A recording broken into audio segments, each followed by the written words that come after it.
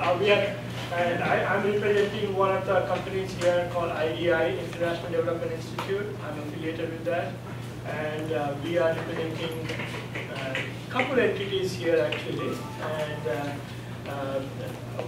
we're working on two specific projects with our ex-ambassador to Nepal, Ambassador Scott Delacy. He was ambassador to Nepal, Uganda, and Eritrea, just retired recently.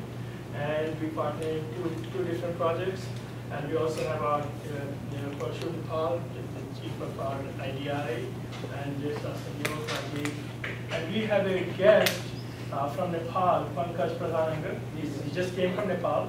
So what we're doing is, I'm just going to give a brief introduction, then let the gentleman talk more about the programming details. So some of you went to Nepal recently, like last year after the earthquake. I remember two faces that we had a reception hosted after you guys came back. And we just wanted to say thank you again for that. We really appreciate it. And we started thinking that what else can we do in Nepal after the earthquake? Now everything has to be rebuilt. So one of the things that really came in mind is people go to Nepal basically for tourism, very high number. So Nepal's main economy is driven. If you see where the Nepal makes money is from, the majority is coming from tourism. And after earthquake, tourism is really impacted. Right? It's picking up, but it's not there yet. So one of the things we thought, like, only the people, Nepal means people think mountains. People think you got to be really healthy to go to Nepal, or you got to climb like Mount Everest, but that's not really true. Right? So there are lots of other things that you can do in Nepal as a tourist. And then the second part is, when you go to Nepal, you guys went at the time of stress, but even when you go in the regular time, when things are pretty normal relatively in Nepal, the big challenge is access to anything. So our project is called Accessible Tourism. Okay? And Accessible Tourism we started because last year I was in Nepal a couple of times. So when I went in October, I met Pankaj, our partner, and we had a lawyer from Ohio. He went with me. And we were talking about what can we do. So we talked about why can't we make Nepal accessible to people with disabilities? They also can come and see Nepal. See if they can trek, they can go to trekking. If they cannot do trekking, something else there could be. So we can have a specific product for them. So one thing led to other. So at this point, I'm very happy to announce that we developed a partnership with Ambassador's organization called Solvay Foundation, Pankaj's travel agency, and there's one organization in Ohio called Operation Namaste. And we are taking about 13 people have signed up. They are all veterans. They are all wounded warriors. So this is a Explore Himalayas for wounded warriors.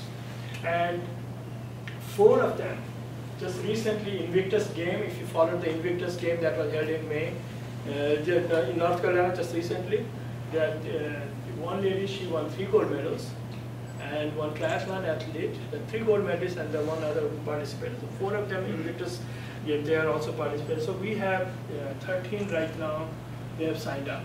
And some are wounded warriors, some are not really warriors, but they are all MPT. So this population is all MPT, so they have MPT rank.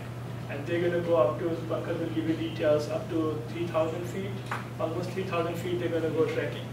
So then we said, we have another project called a fire truck project that we're collaborating with Ambassador. So we said, what will be not more appropriate, come to you guys and talk to you. And I know I got you in the conversation, your brother or your cousin who is retiring in Carolina, want to go somewhere, So we want to have Explore Himalayas for firefighters. So we're going to go around. This is the first fire station that we are coming. We're going to go around. I'm scheduled to go talk in Delaware, talk in Pennsylvania, and also in Ohio. And then we're going to see how many firefighters we can recruit, when can we do, and we can do firefighters. So but when you go, we're not just going to ask you to climb on some hill and trek and come back, but also maybe we can have, take a couple hours of you and talk to the firefighters in Nepal and have some exchange program, talk about some professional how they can be better or some kind of thing. I don't know what we can do, but we can develop that story. So that's why we are here for those two programs. So, and then Wounded Warrior program, we had a pilot project done. And the pilot project was with when the blind person, one of the blind tourists went from Italy to Nepal, and one of the professor from the USA, he just recently passed away, was in wheelchair when and explored Nepal. So that was really motivating for us that hey, we can do it. And just to give you just an update about the fire trucks project. So I'll give you more update later, and our ambassador will give you a lot more updates. That we wanted 10 fire engines. At this point, we have collected I think 8 fire trucks now. 10 fire trucks at this point, and they're all in Pittsburgh, and almost 100,000 worth different type of equipments, 2 ambulances, and our plan is to take it in December this year. So we will show you, maybe that will motivate some of you to say, hey, I want to join it as well. So and we are making him travel. He hasn't finished that. He came here, he had a program in DC last week, went to Chicago, had a program there, then Bloomington, Indiana, and Indianapolis. So he came from Indianapolis last night. He missed the flight, something happened. Today he's here. Tomorrow he is going to Columbus, Ohio. So. Good evening. Congratulations. Well, thank you, Mr. Suman, for introducing, and it's great to be here to see at the first place that the kind of fire station you have. We can only dream of, but I'm glad to know that His Excellency is working hard to get those. Now, talking about tourism, and I know that Mr. Rickard, right, he had been, and both of you have been to Nepal right after the earthquake. So thank you for your support. That was really needed at that point of time. But the support through tourism, and that also focusing on accessible tourism, or as you would call it as an inclusive tourism, is something that we're working together with IDI, Soarway Foundation, and Namaste Operations. So to give you a brief, I'll take help of a short video that we've made. Someone there?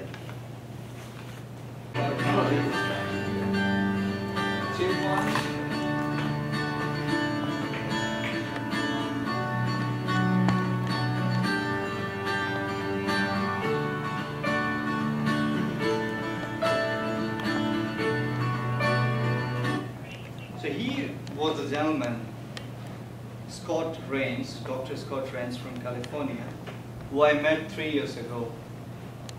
And when I met him, I found him very excited about the idea of traveling to Nepal on his wheelchair. And we made it possible. He came to Nepal in May 2014, exactly 2 years ago. And we took him places, not limiting to Kathmandu. And as Mr. Suman mentioned, that many people think to go to Nepal, you must climb the mountains, which is not true, right? It starts from 900 meters in most of the cities. So Kathmandu is 1300 meters, so we did visit places. We went to Chitwan, which is a national park where you get to see rhinos, tigers in its wilderness. He did ride an elephant, go for safari, and then he did ultralight flight in Pokhara to see Himalaya from very close distance. So overall, his trip was an eye-opener that we can do it, and it is not only for people who are in able bodies, but people with disabilities can also come and travel. Yes, we did learn something out of that, what are the areas we need to work on, and ramps are not everywhere, it is not accessible, but still we had to start somewhere, and we did that. And we started working towards that goal, that how to bring people on wheelchair, visually impaired, hard of hearing, etc.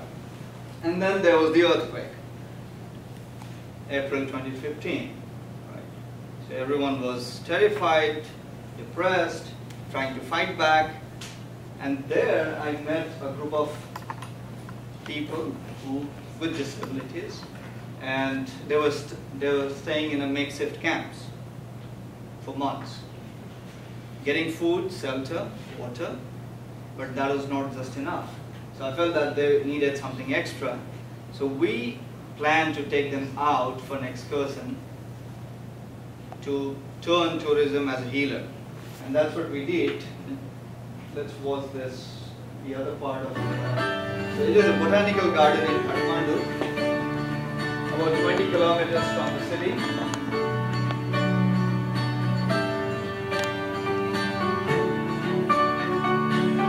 We give them some yoga lessons, some breathing exercise, some dance.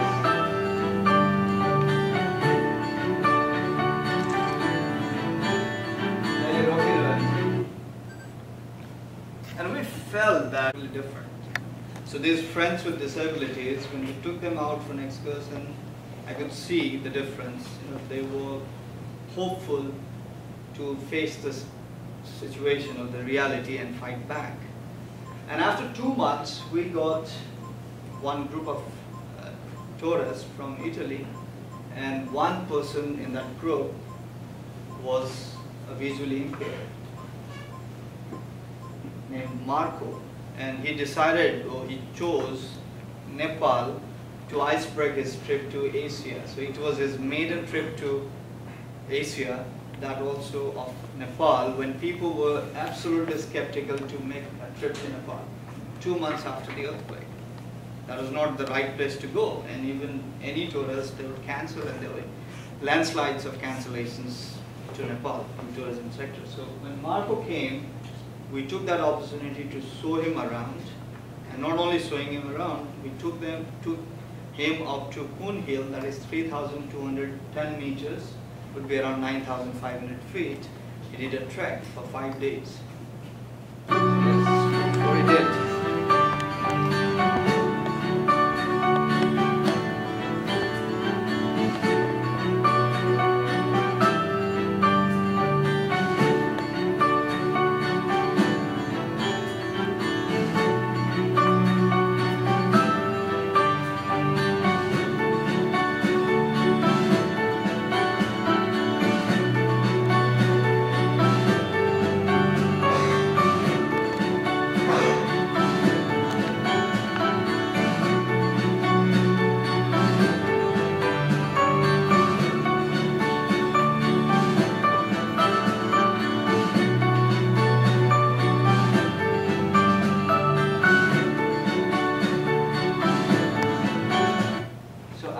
Was a very powerful communication to represent Nepal tourism. We simply asked people that if Marco can come, enjoy a trip, and go back, inspired that he was already thinking to come back, what stops you? So that was very timely. And then we had one more program in March that was to help a group of people with disabilities, and they have their associations named Independent Living Center, and they organized a trip. About 60 people, out of them 40 were disabled on wheelchairs, coming all the way from Japan, Korea, Taiwan, Mongolia, Bangladesh, Pakistan, of that region. And they came to Nepal to show their solidarity towards people with disabilities, and this was not touristic. This was a little different. They went to various points of the valley, you know, Dhulikhel, Bhaktapur, Godavari, and then they trekked, well, not really trekked in terms of walking, but they did wheelchair trek. 3 days they spent on the way, on the road, and they slept en route in the school, local facilities, and they came to Kathmandu all together to raise that awareness that we also exist, and the government, local facilities, everyone should be mindful of our existence. Right? And Nepal, to be candid, is not really accessible. You know, the roads are not good enough even for local people without disabilities. The madam is thinking back about Nepal, and then for people with disabilities, of course, it was a big challenge, but I'm glad that this is working out fine. People paid attention, the government did participate, various NGOs came forward, and we as a tourism business, we also came forward and provided them the facilities. So 60 people, when they went back, the message was out loud and clear. Let's watch what we did.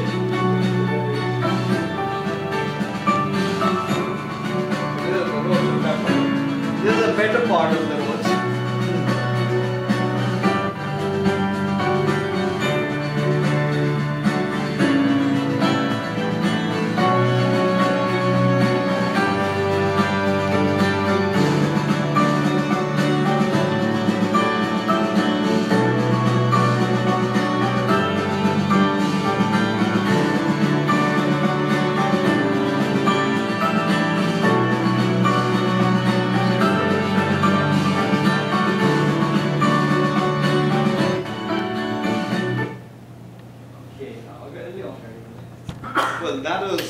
Asia Tri, known as Asia Tri. And we have been working towards that goal. At the same time, we've been organizing talk programs on a periodic basis to bring together people with disabilities, their organizations, associations, tourism operating sectors. And this is one of the pictures, one of the photos of our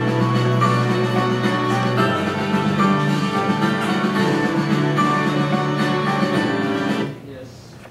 So this is our initiative, and it is taking a direction, and I'm glad that His Excellency, our program end of September 23rd, where we've organized a trek. The idea so happened that when we released that video of Marco's trip to Pune trek, Mukesh, who is part of IDI from Ohio, he was there in Kathmandu. So he was the key speaker, the person who is a person with prosthetic leg. So he said, if Marco has done it, I, coming from Nepal, is originally from Nepal, why should not I do it? I said, yes, of course, we can organize for you. And that's the idea, started from that very day, and it went bigger. And now the snowballing effect, we have already got 9 who have signed up in prosthetics and Invictus sports or Paralympians, and we are going to make it happen end of September, first week of October, and we are pretty much confident that it's going to be a success. The message will go out, and we very much hope that some days we also invite you, not only Pune Hill, perhaps Annapurna Base Camp or around Annapurna, and you also get to see the mountains. Right? So thank you for listening. Thank you for giving us this platform to say our initiatives and ideas. So thank you once again. Namaste.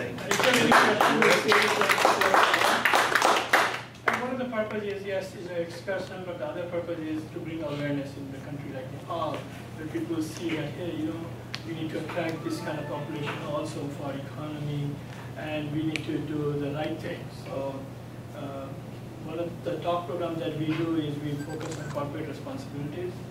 And just to let you know that one of the Hyatt hotels, other than Hyatt Hotel, not other hotels in Kathmandu, in Nepal, was equipped for people with disabilities. Like even the ramps were not up to the par. The ramp at one of the biggest hotels, Soti, was at 60 degrees, so that even if you take it to the wheelchair, it's not that they were made for carrying the stuff, not the wheelchair, pushing the wheelchair. So they just redid the ramp recently. So we are doing the stock program, making those kind of impact, and that's how we see this program. It's yes, there is an excursion, but the other side is making an impact in the country. So having said that, like after the earthquake, Ambassador retired in December, and there is one more partner of us. He's not here. He's traveling to Europe right now. So he sent an email today to us, and his name is Mike Cobalt. He makes Cobalt watches. If you guys know about Cobalt, he makes Cobalt watches, and he's one of the partners. And he's from Pittsburgh. We recently, myself, Parshu, Ambassador, and Ram, Claire, and Mary were there to plan for us, and Mukesh, who is an amputee himself, and so Mike, and one of Mike's associate, we ran for a half marathon or full marathon to do fundraise towards this program, and then he was very motivated to help Nepal to bring their fire station up to the par, at least 1 or 2, and donate a number of fire trucks, ambulances, and do what he can do. Right? So slowly he brought Ambassador on board, is with him on board, we are on board, and the Nepal government is on board, working with lots of other people. So that's one of the purposes. I'll leave it to Ambassador to talk about it. And you want me to start with the movie first? Or? Let me say a few words first, Suman. Thank you. Good evening. Good evening. First of all, thank you. Thank you for what you do every day. I will not try to equate the Foreign Service exactly to what you all do. But what I did for 34 years in the diplomatic service was serve our country. Just as you are serving your community, you serve our nation, you serve us with dignity, with honor, you make a difference. And that's what we do. I mean, people often think that diplomats, you know, that we sit around the cocktail parties, wear fancy suits, you know, the whole bit. We're out there, we're in the trenches every day, just like all of you are. And so for me, I did it for 34 years. And when I retired last December, the question was, what do you do? What do you do when you retire after doing this? And you don't stop caring.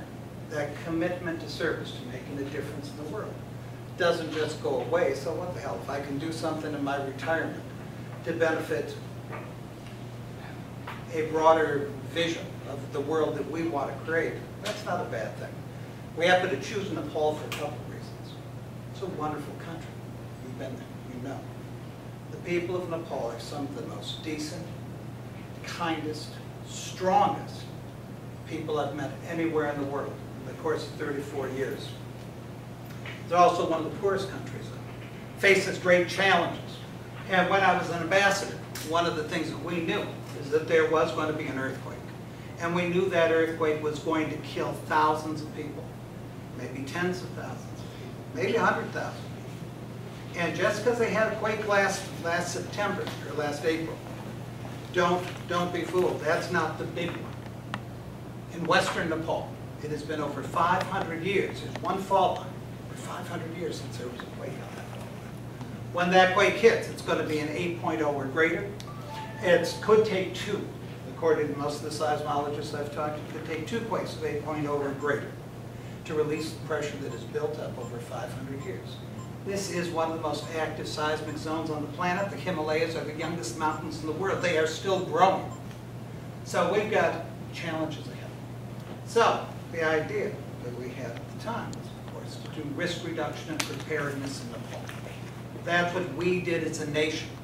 It was something that no one else had done on the same scale or with the same focus. And recognizing it was more than just about what are we going to do after the quake, though we did have to think about that. We had to begin to prepare. It was what do we do before the quake to save lives now. You aren't going to save as many after the quake hits. You can save some by responding effectively, but the time to act is before the quake comes. So that's what we sought to do when I was ambassador. While I was ambassador, I met Mike Cobalt. So, any of you guys know about Cobalt watches? Mm-hmm. Yeah, Cobalt is only American-made watch, first of all. Handmade watches in America are the first to start making watches by hand again in America.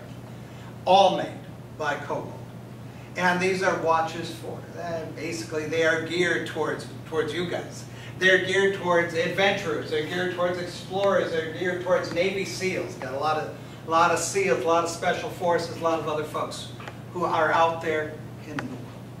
So we met Mike, my wife and I met Mike in Nepal. He had just summited Everest for the 2nd time, trying to raise money for the Navy SEALs, right, for the wounded warriors.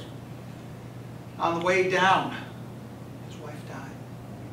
But the Sherpas brought her back. The doctor on the expedition said, "Now she's gone, Mike." His wife was a climber as well. This was her 2nd descent of Everest also. Hungarian climber. The Sherpas rushed, and rushing at that altitude is not an easy thing. They rushed back to wherever they had their supplies cached. They came back with what, adrenaline and steroids. Adrenaline and steroids or something. And they brought her back. And she's alive today. She's got a little girl. She's doing great. Everything's good. But Mike looked at those guys and said, "Boy, that's really something special. I want to find a way to give something back." So he got even more involved in it, right? Got involved with the Sherpas, taught them how to make watches. We let them go to the States so they could learn. They came back. All this stuff was leading somewhere. Because then Mike hung out with us. And he heard me. I was the broken record. And we talked about risk reduction and preparedness. And it really mattered. So Mike said, "What can we do?" So in the process, he got to know the fire chief in the Kathmandu Valley. The Kathmandu Valley is a population of somewhere around, depending on whose numbers you believe, anywhere from 4 to 5 million people.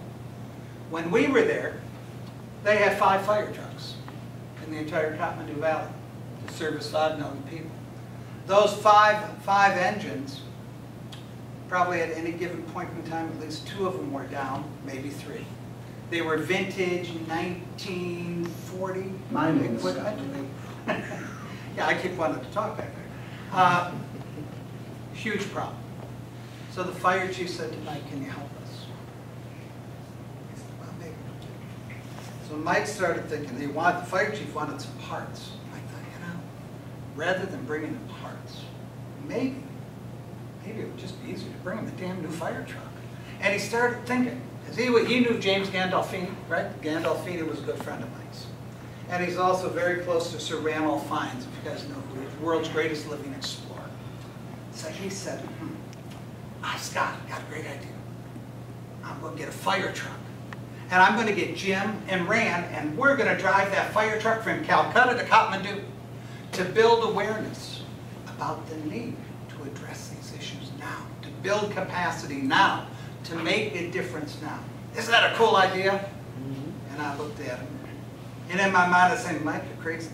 But I said, young man, it's a hell of a good idea. You go, Mike, I'm with you. And we waited and we watched, and Mike kept talking about this. Meanwhile, James Gandolfini passed away. Mike came and saw us in Uganda. Went out as ambassador to Uganda after Nepal.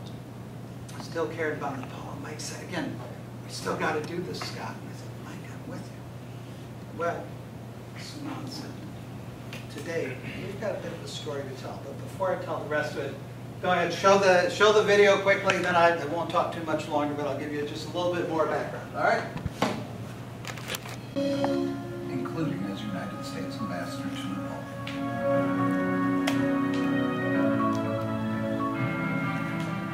That beautiful country enchanted me with its warm and gracious people, its diverse cultures, and the majestic beauty of the Himalayas. Nepal is also a country in peril, however. Sitting atop two shifting tectonic plates, experts tell us a massive earthquake is inevitable. The only question is when. We all remember the horror and worse. It will be more dangerous, more devastating, and more tragic. The Kathmandu Valley will suffer hundreds of thousands of deaths and injuries, and over 1 million people will be left homeless. We can help to lessen the risks, but we must act, and act now. For me, that means retiring and volunteering to co-lead the Kathmandu Fire Truck Expedition. The expedition will bring urgently needed fire engines, ambulances, control vehicles, and other equipment to the 5 million people of the valley, who today are served by only 5 ancient fire trucks. Unfortunately, the clock is running on our effort to bring this much-needed equipment by road from Calcutta to Kathmandu before the wait strikes. The expedition is privately funded and is being organized by Sir Ranulph Fiennes and Michael Koval. The roads hold dangers, the logistics are challenging, but the plan is sound and the support of our many partners is heartfelt and inspirational. It will be quite a trip. On my first day of retirement, I'll take up this challenge along with people who care. The Kathmandu Fire Truck Expedition may sound like the ultimate road trip, but it's actually much more than that. It's a chance to make a difference. It's a chance to save lives. And it's a chance to give the people of this beautiful country the opportunity to help themselves. Stay tuned. There's more to come. To make Nepal a stronger, safer, more resilient country that'll better weather the seismic storms that they're going to face in the future. We believe we can do this. We believe we can help to do this. We aren't going to do it all by ourselves. 2 million people were homeless in the earthquake. 600,000 homes destroyed. We're not going to build 600,000 homes. But we can build 1,000. We can build 1,500. We can build models. We can set examples. We can show communities what they can do, because they can't afford to wait for the government to figure out what they're going to do, because the government's not afraid. They can't wait for donors to decide that we're going to step up, we're going to deliver, because we know that all that takes time. So we got to begin somewhere. So that's what we're trying to do with Sorway. That's just a couple other words. At Sorway, first of all, we know that risk reduction and preparedness is more than just building a strong house or a strong school. That's really important, but it's not all that there is to it. We've got to help build strong communities. We've got to build a strong society, and that's what we're striving to do. That's one of the reasons that we are partnering with this whole Embrace, inclusive tourism program that we've been talking about tonight. For us, it works on several levels. To support our wounded heroes. And not every single one may be a former veteran. Most of them will be. But every one has faced adversity, faced great challenges in their lives. And they want that opportunity to show, to prove to themselves and everyone else that they are still strong people, capable people, that we aren't defined by our physical abilities. We're defined by what's in our heart, by what we've got in our head, by the spirit we bring. Take a look. I left a couple brochures or a little information about Sorway back there. Look at our website. Look at the profile we just did recently on Ana Mancias. She was one of the Invictus Game participants. Listen to what she says about what this opportunity means to her. So yeah, giving back to our vets, that means something. And I care about that because I've worked with these guys for 34 years. We were deeply involved with them in the fight against terror and the pursuit of Joseph Kony, if you know who he is, out in East Africa and doing other things. But equally, yeah, we do want to encourage tourism in Nepal. We know that that's part of building that stronger society. And that's going to be important too. And if these guys can trek in Nepal, by God, anybody can trek in Nepal, right? So this is another important aspect of it. But we've also touched tonight on the need. You've got 500,000 Nepalese with physical disabilities. That number increased, I don't know by how much, but it increased with the last earthquake. Those folks want to be part of their society too. They want to have their voices heard. They want to contribute. They want to live full and productive lives.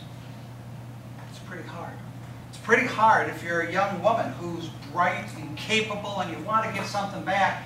But if you go into town in your wheelchair, you better be prepared because you aren't going to be able to go to the bathroom all day because there's no wheelchair accessible facilities. We talk about human dignity. Nothing very dignified about soiling yourself because you don't have access. We know that through programs like this, we begin to change a mindset. We begin to build awareness in them. So this is all part and parcel of what we're trying to do with the Sorway Foundation.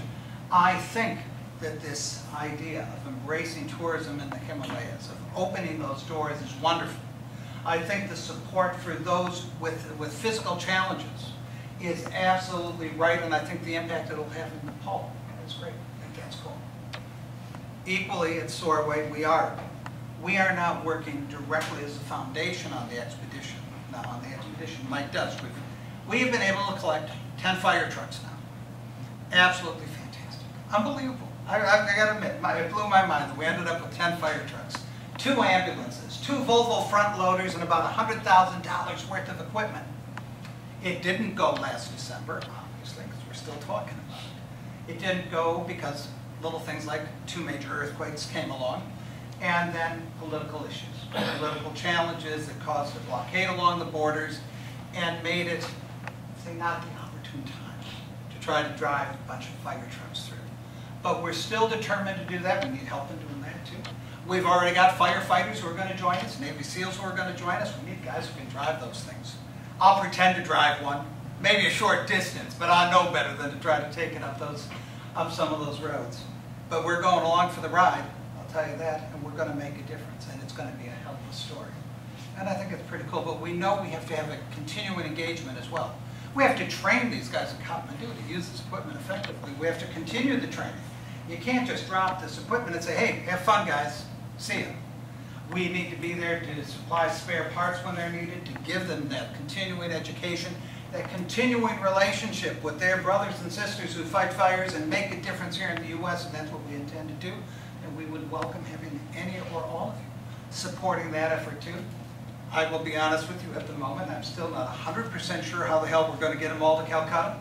It's a costly affair. We're talking to UPS and other folks who actually are nibbling at the idea of helping to fund that and helping to ship them for us. But we will, one way or the other, we're going to get them there. So, Sorway, although we aren't going to do the fire trucks, we're kind of separating these things out because the Sorway Foundation is a 501c3 nonprofit charity. So that means anybody contributed for the wounded heroes, for anything else we do, that's all tax deductible. So that's a good thing. We like to remind folks of that. But the fire truck expedition, we're going to keep it separate because we're going to sell it. We're selling it to PBS. And that money, though, the proceeds of that, Mike is going to funnel right back into the Sorway Foundation. It's all going to be a virtuous circle. But what we can do with Sorway, what we're planning, already have begun, is raising the money to create the new fire station and trauma center in the heart of Kathmandu that will house some of these vehicles. We are working, hopefully, we're waiting to finalize the deal, with the Asia Foundation to create some satellite fire stations around the valley where we can house other vehicles. We are going to do the continuing education and the training. In addition, like I said, take a look at the website. See what the Sorway Foundation is doing. Wounded heroes, yeah, we're engaged. Building homes, yeah. Fighting human trafficking. Nepal is one of the worst and most challenging places where we see young girls, kids as young as 6 years old, being trafficked into sexual bondage in India by predators who come in and prey upon them, especially in these earthquake-affected areas. We've got kids who were orphaned in the earthquakes that we're helping to take care of. We're helping to explore and open new trekking routes in Upper Mustan. You didn't know about this. This is a new thing we're doing. To, again, open up the opportunities for tourism, but also to help these villages in these remote areas of Nepal stay alive, preserve their culture, and preserve something that is unique on this planet. There's tremendous work to be done. And I know, again, as I absolutely know, we've got challenges everywhere we turn. You can always find a cause, whether it's Syrian refugees, that's in the news a lot lately. When we were in Uganda, we were so involved in the fight against HIV, AIDS, maternal mortality, malaria, Ebola, all of these things that we help. There's always something you can do, but we can't do everything. Not everyone can do everything. So we choose. We say, what can we do? Where can we make a difference? And here's the other reason that I've chosen Nepal, and I'd ask you to think about if there's any way we can partner together, any way you can help, and we'll welcome it, because we know we can make a difference, because we're already doing it, because we've seen it, because we've got the partners. That's one of the advantages of being a former ambassador. We've got partners on the ground that we know, that we've tested, that we've worked with, who can get the job done. We're getting it done now. They don't wait 2 years to spend the money. I give them money, they can make a difference today. And they aren't going to steal it. And this is important. So this is all what we're doing. Last thing I'll say, because it ties into what you guys are doing, thought it was very cool. When my wife and I were out there, we got talking with the doctor from Stanford, who is working with the Nepal ambulance service, right? They didn't have an ambulance service per se until just recently. They had ambulances. But what were they? They were vehicles that had a light and a siren. Really nice, but you throw someone in the back of that ambulance, there was a driver, that was it. If you were hemorrhaging, you were SOL. If you were delivering a baby, better know how to do it yourself. If you needed a defibrillator, forget it. Yeah, I mean, it was, the odds are that at the end of that ride, that ambulance would get to a hospital sooner or later. Were you going to be alive? A good chance was. Today, the Nepal Ambulance Service, for the first time, is building a cadre of skilled EMTs who are able to deal with hemorrhaging, deliver a baby, run an IV line, do what needs to be done to keep people alive. This is part of what we're going to do too. And we're going to fund the expansion of the Nepal Ambulance Service, the area down. We need the expertise of folks like you. We need the support. We need the goodwill of people who care. And said at the outset, you know, and I don't want to, I always hate asking for money. I'm not a very good fundraiser.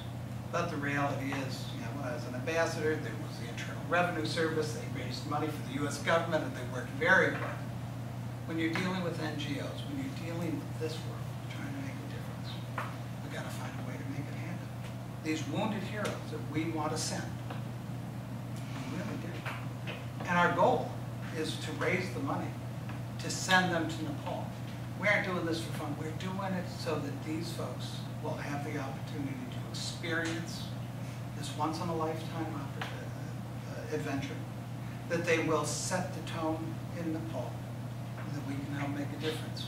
But we've got to raise the funds to send. So we're just beginning our campaign, our Wounded Heroes Trek of Hope. We've got some good partners. We're going to keep going. We'll see where we go. But thank you. Thank you for giving us a chance to talk with you. And thank you again for what you do every day as well. And if we can find the room for some partnership, we'd be delighted. Please grab a brochure at least, or a flyer in the back, and take a look and see what we're doing online, see if anything catches your eye. Thank you very much. I just quickly show this movie because I think this will help because you guys, my understanding is, I could be wrong, correct me, I think we are the #1 fire station, like fire, you're the #1 responsible team in the country, right? So everywhere you guys, whether it's Japan, tsunami, or Nepal earthquake, or anywhere. Right? So, and we are really proud resident of Fairfax County. We say that that's what we did. So, we just wanted to show you. So, just to give you an idea after we leave, saying, hey, you know, maybe this is where we can participate. Whether it's a truck, or maybe we can participate in a training program. Training those people when they get the equipment dropped off, or any other things, and we can even do some of the training programs later in this on Skype. Through Skype, you don't have to go physically. We can do right from here to Nepal. We teach MBA class in one of the schools here. We do a Skype classes from here for students. So we can develop some of those things. And so I just wanted to show this short movie, and it's made by Michael Wall again. But before I do so, let me give you a little bit of information about myself. In 2008, I set foot on Nepal for the first time, never thinking I would ever return to this place because, frankly, it was the first time I had been to the third world. However, I fell in love with Nepal, its people, the majestic mountains, and its natural beauty. In 2009 and 2010, I reached the summit of Mount Everest, along with Sir Reynold Fiennes and my future wife, Anita. Unlike me, Anita does not suffer from a fear of heights. Much the opposite. At the time, Anita was Hungary's most famous female mountaineer, having been the first woman to successfully reach the summit of Mount Everest from her country. At the end of our second expedition to Everest, after we had successfully stood on the summit again, Anita fell severely ill at Camp 2. Within minutes, she was pronounced dead by our attending physician, and it was through the act of 2 Sherpa mountain guides that she was resuscitated using adrenaline and steroids. Because of this, my connection to Nepal became deeper and more personal than I had ever imagined. Today, Nepal is my second home. I'm close personal friends with the leaders of the country and the former royal family. It is from this unique vantage point that I have gained some valuable insight into the state of Kathmandu's emergency rescue services.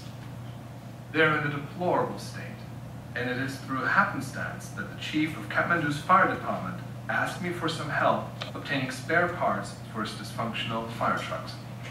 I told the chief that I would get him a new fire engine instead. What started with 1 fire engine soon turned into 2, then 3, and then 4. And it now looks like we will single-handedly more than double the number of fire engines in the Kathmandu Valley, which is home to some 5 million people who are served by only 5 fire engines. And those fire engines are between 25 and 50 years old and in very poor condition. The expedition starts in Pittsburgh. It is from here that we will send the fire engines via rail to Long Beach, California. From there, the trucks are shipped to Calcutta in India. It is here that the fire trucks and the firefighting equipment will be warehoused before our team arrives from the US and Britain. Because traffic in and around Calcutta is a nightmare, our team will depart Calcutta early in the morning and head north. Since Indian roads are not known for their safety, our convoy of vehicles will be escorted by the Indian police. After 10 hours of driving, we will reach the border of Nepal, where the Nepal army will greet us. The night will be spent in tents set up by the Nepal army. On the next morning, we will get up early once again and drive 8 hours westward to a city called Hetauda.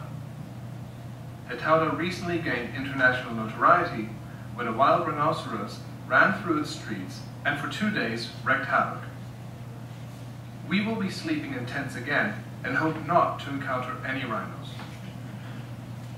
On day 3, our group will depart Hetauda and begin driving over the foothills of the Himalayas on Nepal's first paved road, the Tribhuvan Highway, which is named after His Majesty King Tribhuvan. While the term highway is extremely generous to describe the simple mountain road, it does offer majestic views of the snow-capped Himalayas, including Mount Everest. The expedition will take place in the first week of December, when the air is especially crisp and the views even more awe-inspiring. Throughout our time in Nepal, we will receive an escort by the army, but this will not lessen the elements of danger that the expedition faces all along the route. We will, however, face no traffic, since the army will close down sections of the highway to accommodate us. Along the Tribhuvan Highway, small hamlets offer a glimpse into a way of life that is simpler than what we are accustomed to. The expedition will be followed by 2 helicopters with gyro-stabilizer camera systems. The aerial shots of our convoy driving over beautiful mountain roads will impress audiences with the natural beauty of Nepal. After 8 hours of driving, we will reach the outskirts of Kathmandu and take in more breathtaking views of the Himalayas. In Kathmandu, we will be met by officials from the government of Nepal, the former royal family, as well as diplomats and other well-wishers. A grand celebration will be held after the official handover of the fire engines and gear to the fire chief of Kathmandu. And a group of American firefighters will commence training their Nepalese counterparts on how to use this donated equipment. The expedition team is going to be co-led by a man the Guinness Book of World Records hails the world's greatest living explorer. Sir Ranulph Fiennes has led dozens of expeditions to the far corners of the globe, written 25 books, and had parts of his life turned into a feature film starring Robert De Niro. A direct descendant of Charlemagne, Sir Ranulph is the personification of British Victorian values. Ran will be driving with Malcolm McDowell, the actor renowned for his role in Stanley Kubrick's A Clockwork Orange. The 2 men get along famously, and it will be highly entertaining to watch them take in the environment around them. The contrast between a seasoned rock star explorer and his friend from Hollywood will provide opportunities for a great side plot. U.S. Ambassador Scott DeLisi has volunteered to co-lead the expedition, and after 3 stints as ambassador, including to Nepal, Scott will be essential in cutting through all the red tape that plagues any undertaking that requires blessings from official places in that part of the world. Shristi Shrestha is perhaps her country's most glamorous representative. The model actress was voted Miss Nepal and will give the team some insights into the cultural nuances. Pete Scobell is a former SEAL Team 6 operator. Pete was one of the 3 shooters on the Captain Phillips mission, and now plays the guitar in his newfound career as a country music star. We will be escorted by several other Navy SEALs, some retired and others active duty. Anytime you have SEALs take part in an expedition, you are assured of a positive outcome. Russell Bryce was the star of the Discovery Channel's Everest program, a 3-season series about Russell's Everest climbing team. Known as the mayor of Base Camp, Russell has placed more people on the summit of Mount Everest than any other operator in history.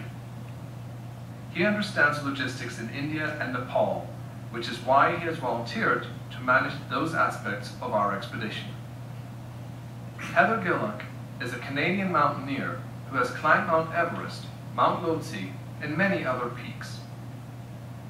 The group is very eclectic, but they all know and like one another. I personally selected these participants because I know their temperaments and I know that their chemistry is right. We will have a great time on this expedition, not least because we all love Nepal. There are 3 objectives to this expedition. The first is to deliver firefighting equipment to Kathmandu. The second is to construct an earthquake-proof fire hall. And the third is to raise awareness of Kathmandu's exposure to a major, devastating earthquake. Our team has a lot of credibility. Sereno Fines has led over 30 exploratory expeditions to the far corners of the globe. Russell Bryce has led over 45 expeditions over his career. I have led 6 expeditions, and we are accompanied by U.S. Navy SEALs and by officials from the U.S. State Department. Their headquarters in Washington, D.C., with its Nepal and India desks, supports this expedition, along with the embassies in Bangkok, Delhi, Kathmandu, and the Consulate General in Calcutta. The expedition and the programming that we will provide is highly compelling.